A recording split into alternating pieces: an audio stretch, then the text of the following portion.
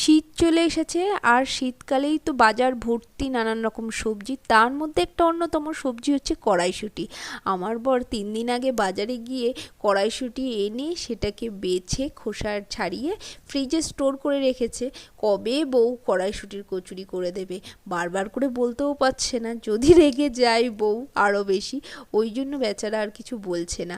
তাই ভাবলাম যে আজকে করেই দিই কড়াইশুঁটির কচুরি। তাই কড়াইশুঁটির কচুরি করতে নিয়েছে, এদিকে একটুখানি ও আমাকে হেল্পও করে দিচ্ছে ভেজে ভুজে, কিন্তু পুরোটাই আমার হাতে যেহেতু একটু তো সময় লাগেই করতে।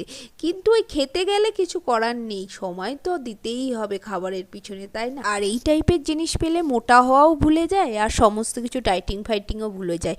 আমি যেহেতু ডাইটিং ফাইটিং অত কিছু করি না, কিন্তু মোটা হয়ে যাচ্ছে এটার একটা ভয় আছে, কিন্তু এইসব খাবারে ওইসব মানি না, মোটা হলে আর শীতের রাতে কড়াইশুঁটির কচুরির সাথে এরকম নতুন আলুর দম পুরো জমে যায়।